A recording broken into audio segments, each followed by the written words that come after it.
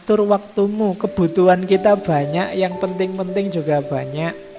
Maka pinter-pinterlah mengatur hidupmu. Kalau pagi untuk apa, kalau siang untuk apa, kalau malam untuk apa.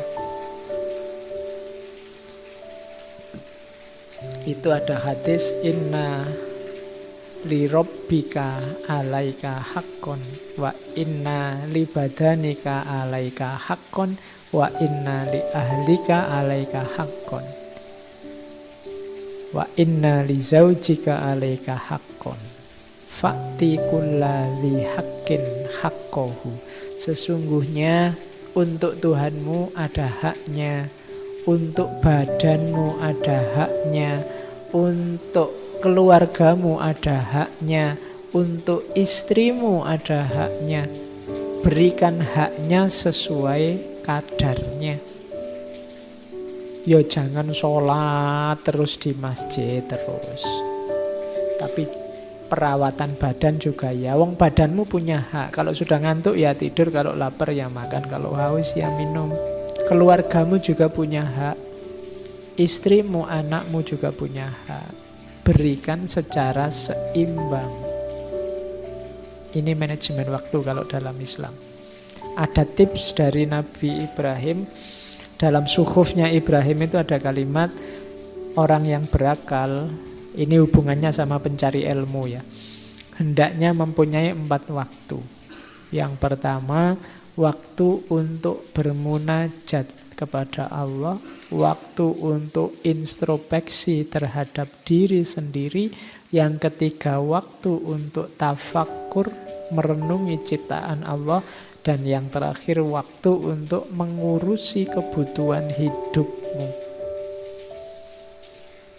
Jadi kesehatan spiritual, kesehatan mental, dan kesehatan fisik semua diurusi secara seimbang.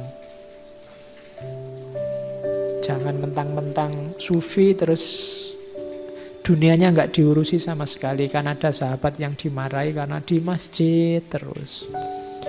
Jangan mentang-mentang filosof, filsafat, mikir terus. Diajak ngapa-ngapain nggak mau. Temannya kerja bakti, kamu mikir aja. Nah, ya nggak begitu rumusnya. Imbang tiga-tiganya. Badannya diurusi, mental pikirannya diurusi, spiritualnya juga diurusi.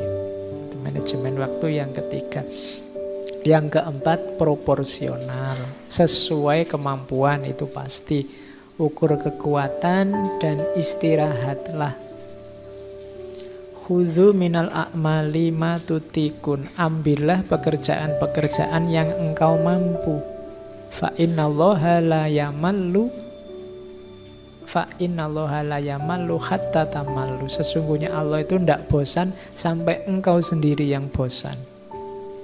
Inna ahabbal a'mali ilallahi adwamuha wa in qalla. Sesungguhnya amal yang paling dicintai Allah itu yang istiqomah, yang dawam, yang rutin, meskipun cuma sedikit. Jadi tidak apa-apa, tidak yang berat-berat, semampumu saja. Tidak usah iri sama, wah temanku itu bisa tahajud tiap malam, yang sana bisa Senin Kemisnya tidak putus-putus, yang sini malah puasa Daud. Aku tidak bisa. Bisaku cuma mendoakan semoga yang puasa Daud, yang Senin Kemis itu kuat dan sehat. Misalnya.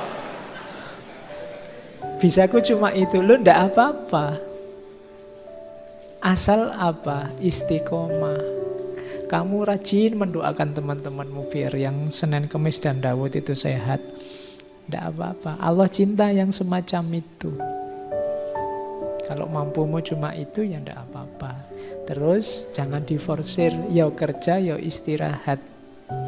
Katanya Imam Ali, hiburlah hati Anda sesaat-sesaat. Karena hati itu jika capek tidak bisa memandang sesuatu dengan baik. Pikiran kalau capek ya berpikirnya tidak jernih. Hati kalau capek juga tidak bisa jernih melihat kebaikan. Maka ya sekali-sekali piknik. Jangan kurang piknik. Ya, Maksudnya apa? Menghibur hati. Ya meskipun kalau kita hari ini kan terlalu banyak hiburan. Kalau terlalu banyak hiburan kalimatnya diganti. Ya sekali-sekali serius lah. Oke. Nah, istirahat bukan berarti berhenti, tetapi untuk menempuh perjalanan yang lebih jauh lagi. Ini pepatah dari Cina. Istirahat tidak apa-apa, tapi istirahat itu bukan berhenti. Mengumpulkan kekuatan biar bisa berjalan lebih jauh. Oke, itu saya tertarik hadis ini sebenarnya. Di Riyadhus Shalihin ada. Nanti kalian baca ya, karena hari ini banyak orang yang saya tidak tahu kadang-kadang mencela saudaranya dengan kata-kata munafik. Ah, kamu munafik. Nah, ada hadis saya ketemu di Riyadhus Shalihin itu panjang, awalnya saya potong yang di belakang. Jadi ada sahabat namanya Handzalah bin Ar-Rabi al-Usayyidi. Handzalah ini galau sebenarnya. Dia merasa, wah aku ini kok tidak bisa jadi orang soleh terus-terusan ya. Jangan-jangan aku ini munafik. Terus dia mengadu ke Abu Bakar, wah aku tidak bisa jawab, ayo ketemu Rasulullah aja. Terus diajak menghadap Rasulullah. Abu Bakar tanya pada Rasulullah, Rasulullah ini loh Handzalah ini dia takut dirinya sendiri, dia takut kalau jadi orang munafik. Terus Rasulullah tanya, lah kok begitu? Handzalah jawab, wahai Rasulullah, kita ini kalau pas bersama Rasulullah, bersama Tuhan, di sisi Tuhan, di sisi Rasulullah, terus panjenengan mengingatkan kita tentang surga, neraka, sangat jelas sampai seolah-olah bisa dilihat mata, bisa dilihat telinga. Saya itu rasanya tobat gitu. Tapi setelah keluar dari sisi Tuhan, setelah keluar dari pengajian, kita masih juga main-main dengan istri, dengan anak, mengurus harta. Sehingga karena itu banyak yang kita lupakan tentang keduanya tadi. Jadi Handzalah ini mengeluh, ya kalau pas ngaji, pengajian itu rasanya saya kayak tobat, kayak ingin tahajud terus, ingin puasa terus, ingin dekat sama Allah terus. Tapi nanti begitu pulang ke rumah, sudah mikir bayar kuliah, mikir aduh besok makan apa, mikir kos-kosan, mikir wah kok saya bisa gini ya, jangan-jangan saya ini munafik. Kok mikirnya dunia saja. Padahal tadi waktu pengajian tidak begitu. Nah, itu keluhannya Handzalah.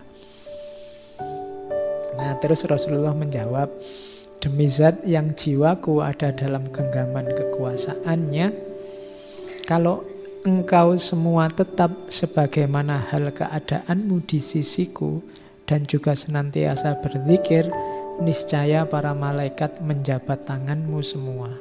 Baik ketika engkau ada di hamparanmu atau ketika ada di jalananmu, maksudnya waktu bangun atau waktu tidur, termasuk sedang berjalan-jalan. Tetapi hai Handzalah, kalau bahasanya Rasulullah, saatan-saatan. Saatan-saatan itu masing-masing ada waktunya. Sesaat-sesaat, sesaat memang kita zikir, sibuk dengan Allah, ngurusi rohani kita. Nanti sesaat lagi ngurusi kehidupan kita, mencari sandang pangan dan lain-lain. Dan Rasulullah ngomong saatan-saatan ini diulang sampai 3 kali. Saatan-saatan. Jadi tidak apa-apa kita berpikir duniawi, asal tahu waktunya, tahu porsinya. Dan kalau ada orang berpikir dunia, jangan dituduh munafik. Katanya orang Islam, kok kelakuannya begitu, kok yang dipikir dunia. Loh memang kalau pas waktunya mikir dunia, ya mikir dunia. Waktunya ngopeni anak istri, ya ngopeni anak istri. Ada saatnya masing-masing. Nah ini nasihatnya Rasulullah.